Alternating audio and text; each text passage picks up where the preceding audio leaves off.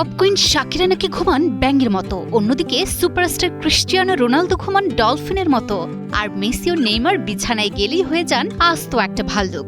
শুনতে অদ্ভুত লাগলেও আপনার প্রিয় তারকাদের মাঠের ভেতরে এবং বাইরের সাফল্যের পেছনে রয়েছে এই বিচিত্র ঘুমের জাদু। ব্যাপারটা আসলে কি?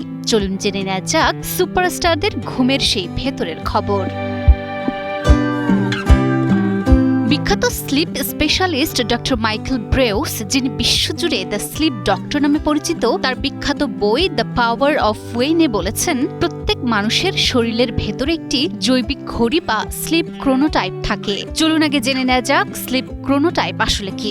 এটি হলো আপনার শরীরের অভ্যন্তরীণ জৈবিক ঘড়ি, যা নির্ধারণ করে আপনি কিভাবে ঘুমান, আপনি কখন ঘুমাতে পছন্দ করেন এবং কখন আপনি কাজের সর্বোচ্চ শক্তি পাবেন।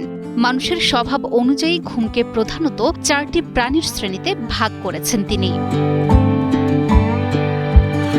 প্রথমত ভাল্লুক। পৃথিবীর প্রায় 50% মানুষ এই দলের। এরা সূর্য ওঠার সাথে সাথে ওঠে আর রাত 11টার মধ্যে বিছানায় যায়।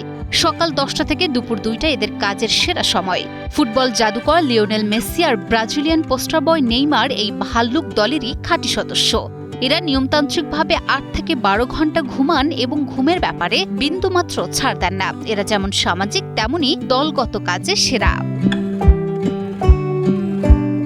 এরপর সিংহ। জনসংখ্যার প্রায় 15 থেকে 20% মানুষ সিংহ বা আর্লি বার্ড।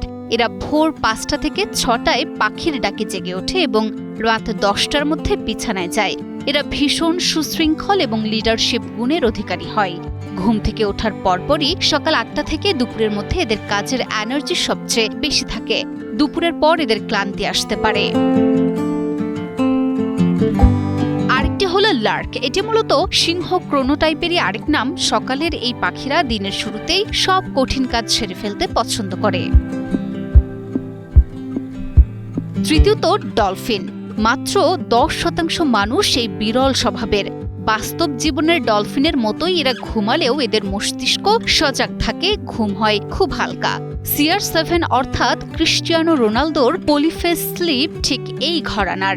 রোনালদো টানা ঘুমান না। 24 ঘন্টার মধ্যে তিনি 1.5 ঘন্টা করে মোট 5 বারে 7.5 ঘন্টা ঘুমান, আর প্রতি 1.5 ঘন্টা ঘুমের পর 30 মিনিট করে জেগে থাকেন।